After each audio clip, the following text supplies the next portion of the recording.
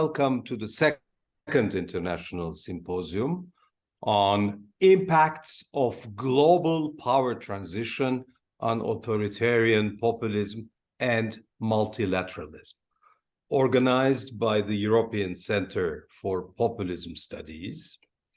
This center is an independent, non-partisan, non-profit organization based in Brussels, Belgium, for research and analysis of challenges posed by increasing political populism. So the concept is certainly the one of the top catchwords of our times, and certainly a topmost adversary of liberal democracy and the democratic way of being. It appears to be the rival of rules-based international order, human rights, pluralism, freedom of speech, gender equality, social and environmental justice, transparency, and accountability. And unfortunately, as we all know, it gains ground at a vertiginous pace everywhere in our ailing world. Populist politics and authoritarian tendencies are all over, from the most developed to developing countries, and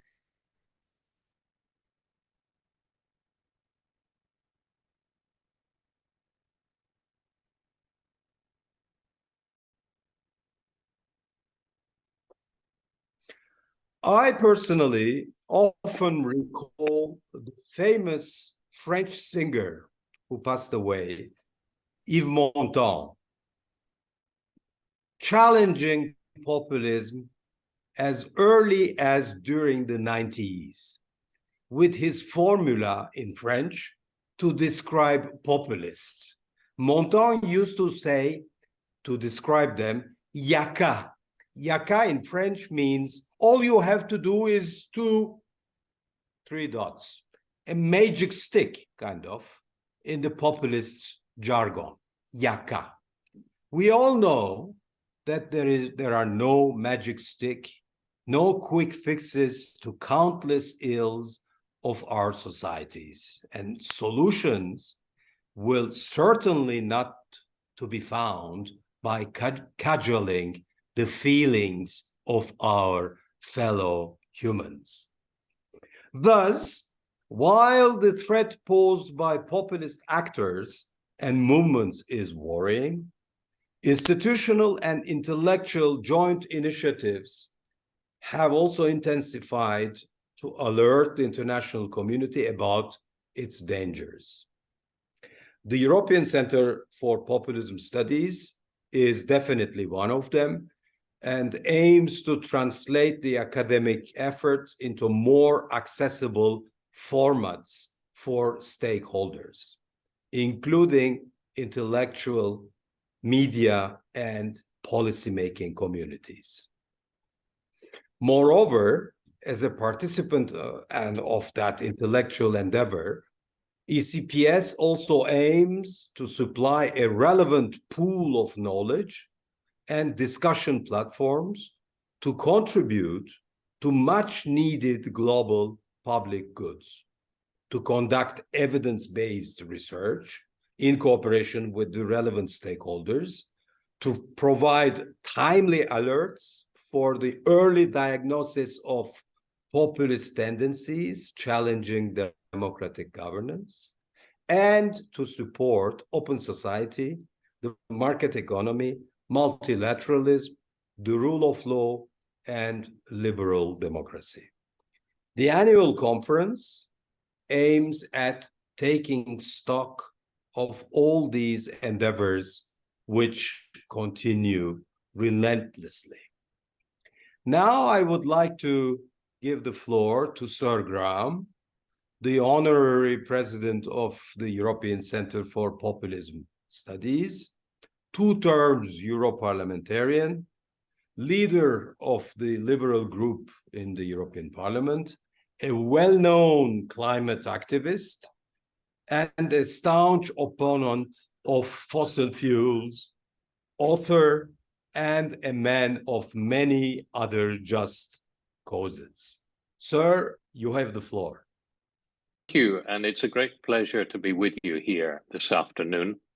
I'd like to begin by congratulating Professor Öztürk and the ECPS on bringing us together in what I think promises to be a second annual symposium, even better than the first. It's always a pleasure to be among people who choose to remain curious and to remain optimistic. And it's an honor to share a platform with the many eminent speakers at this symposium, not least the keynote speaker, Commissioner Jourova, who will lead our program tomorrow. If the European Centre for Populism Studies did not exist, we would need to invent it.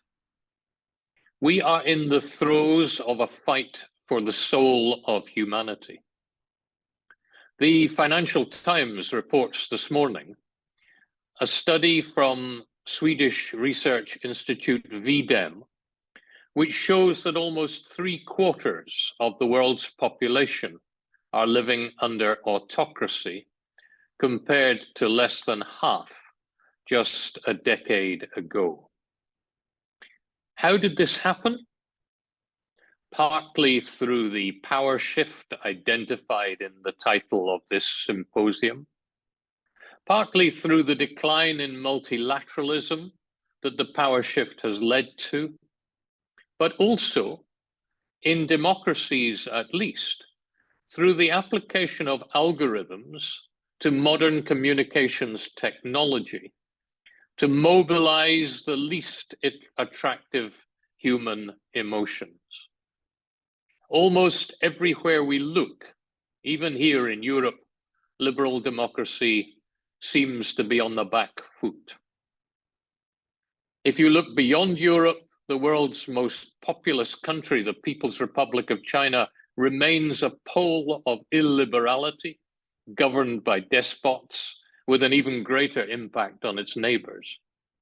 India, which is about to overtake China in terms of population, is sliding inexorably away from being a liberal democracy with an independent judiciary and a free press. Russia has become a monstrous autocracy, guilty of war crimes, including the abduction and re-education of children, and its leader is rightly sought by the International Criminal Court for trial on grounds of crimes against humanity. Africa hosts 40 of the world's 59 authoritarian governments. In Hungary, in the Philippines, in Nicaragua, and elsewhere, human freedoms are denied and human dignity disparaged by governments elected democratically, but destroying democracy. Even in my own country, the United Kingdom, I have seen some developments which I, in my wildest fears, never imagined I would see, not just withdrawal from the European Union, but attacks on the European Convention on Human Rights and attacks on those seeking refuge. And yet, despite the contagion of illiberal ideas, liberal democracy also continues to spread and to take root. Investment in education has been crucial. It remains essential to the spread of enlightenment. The global adult literacy rate is now 86%. The number of non-literate adults continues to fall. Awareness of discrimination against women and action to correct it are growing, although it is too often left to courageous women themselves to lead the fight. And awareness of the othering of individuals and groups continues to rise. And I think that if the history of human progress is the history of a succession of battles against prejudice, we can say that those battles are now being waged more widely than ever before, with the support of recently established global institutions, public and private, which draw their ideas from a liberal democratic conception of society. I think among the private organizations, for example, of the Open Society Institute or the Carnegie Foundation. There are many others. Here at ECPS, in our own small way, we are cataloging examples of populist authoritarianism, as we did in the report we launched last month on the impact of Russian propaganda on European public opinion. Despite the resurgence of intolerance based on ethnic or religious or other affiliation, and what has been termed a retreat from globalization or a democratic recession, humankind's sense of global community remains very potent. In the country I know best, the United Kingdom, the mistake of Brexit is now widely recognized. The clouds are beginning to lift and a change of direction seems likely. In Israel, public protest has forced a right-wing government to back down, at least temporarily, from its attack on the rule of law. In Turkey, it took an earthquake to crystallize awareness of demagoguery, but change may be in the air. Even in countries racked by conflict, like Syria or Afghanistan, the recognition that human history becomes increasingly a race between education and catastrophe continues to spread. And therein lies the soil in which liberal democratic ideas can be planted and will flourish. The challenges to those of us who espouse these ideas become more urgent, however, as the threats to human civilization multiply. Climate change threatens to render our planet uninhabitable. The spread of nuclear weapons continues to pose an unacceptable danger. Internationally organized crime is undermining law and order in many countries. The development of artificial intelligence, with its capacity for huge scientific advance, nonetheless poses new challenges for privacy, and it could yet engulf us. And I'd like to say just a little about each of these. If we look at climate and energy, the latest reports from the UN panel on climate change show us worrying new evidence of the damage caused by human behavior. The chance of exceeding a rise in average global temperature of 1.5 degrees centigrade within the next 5 years is now estimated to be almost 50%. Too little has been done since the UNFCCC's Paris Agreement in 2015 to take the action necessary to deal with the challenge of global warming. And while liberal democracies struggle to lead by example, climate change denial is undermining public support for action, and energy poverty still blights the lives of many citizens. The longer we continue to emit greenhouse gases, the more extreme the impacts of a changing climate will become, and the more difficult this will render rational planning and action in the face of despair in democracy and public panic.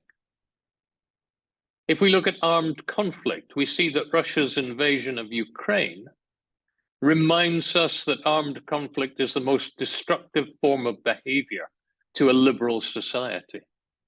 Murder of unarmed civilians, rape, torture, the abduction of children, destruction of homes and livelihoods, obliteration of public infrastructure, all are costly in financial, physical, and psychological terms.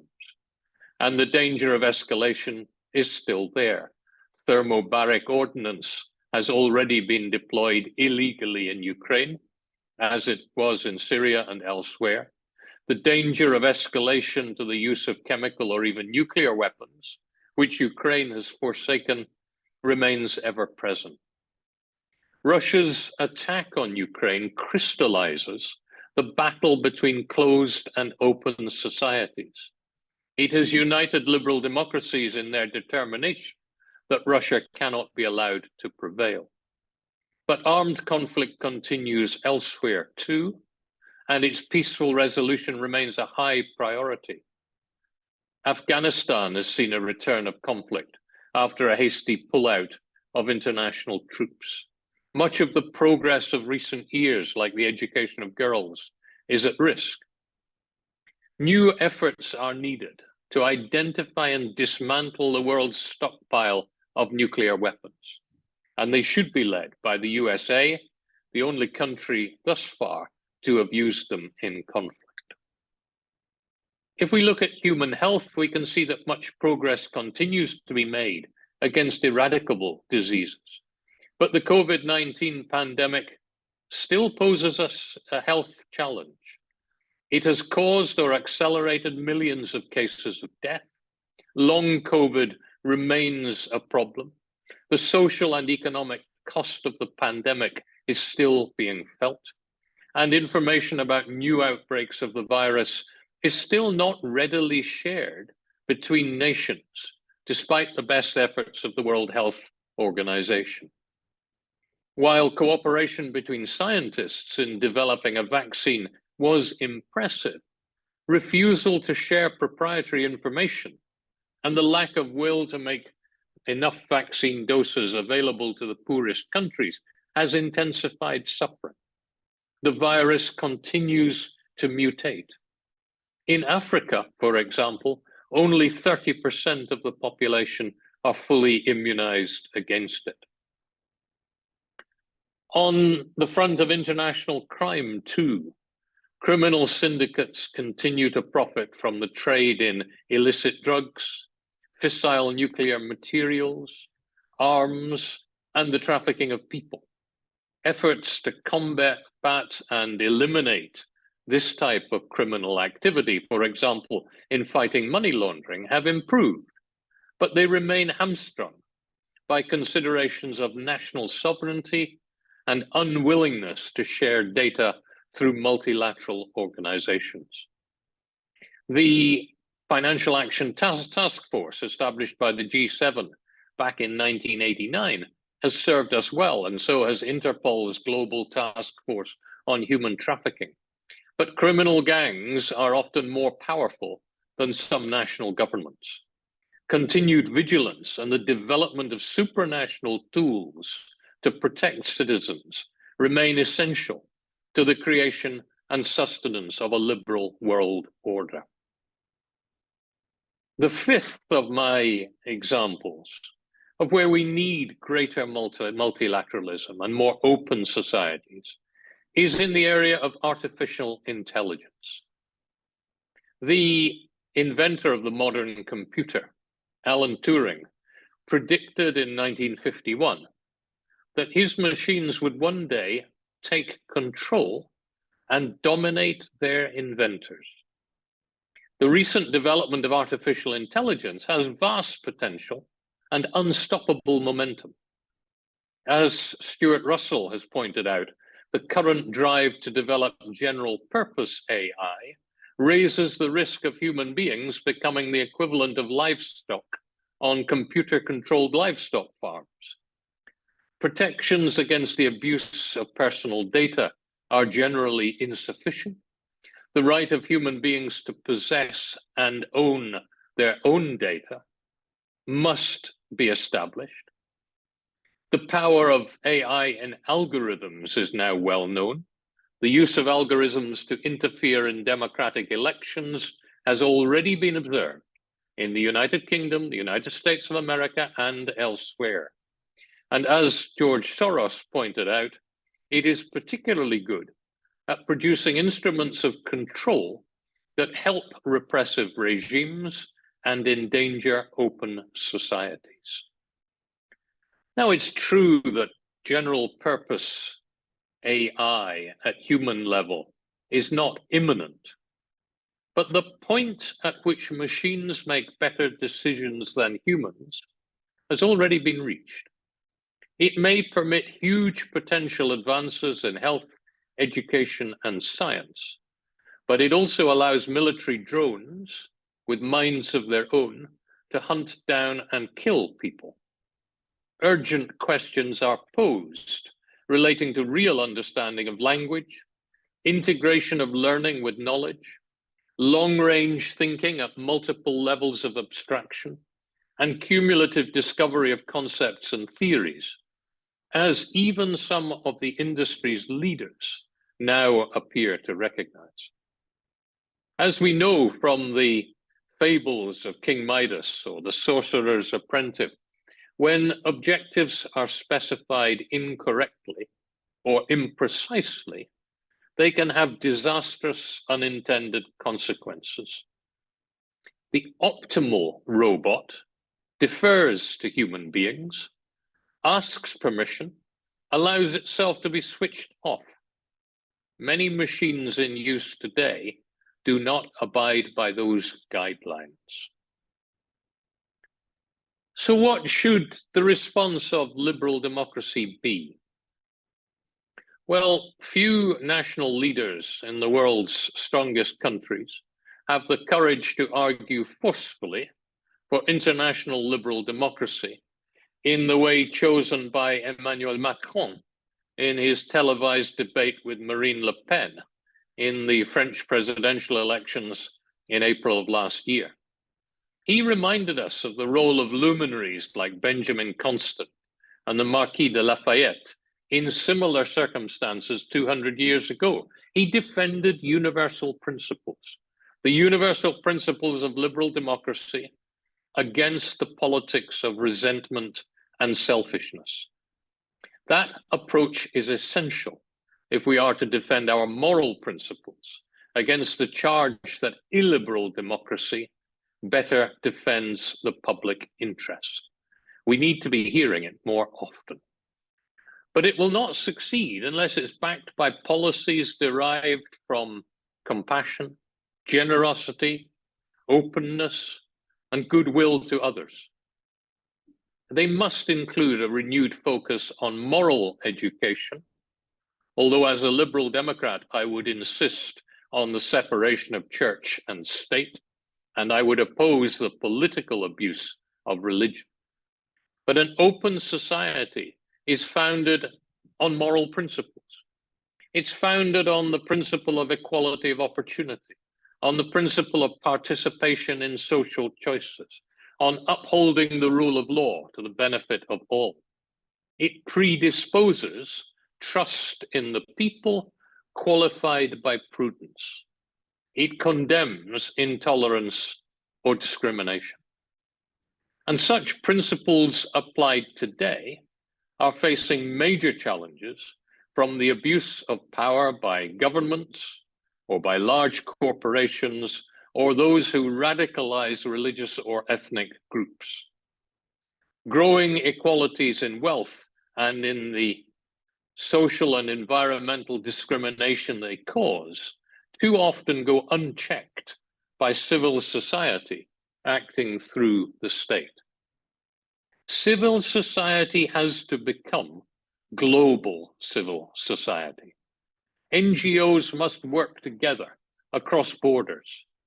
In all of the areas I've mentioned, climate, the threat of nuclear war, fighting organized crime, guarding against the dangers of artificial intelligence, people must unite in pursuit of a common interest in survival. The dilemma described by the American philosopher E.O. Wilson is perhaps instructive. Humankind has Paleolithic emotions, he said, medieval institutions, and godlike technology. There's very little we can do about the Paleolithic emotions beyond the liberal insistence on moral education, but there's a lot we can do to reform our institutions and take greater caution in the development and deployment of technology. Liberal democracy is not a lost cause, though it faces many challenges. It has the power to rebound from current challenges stronger than ever. Vigilance and firmness from its current guardians are required for this. I look forward very much to this afternoon's debate because I'm convinced that we can achieve a lot from what we will share.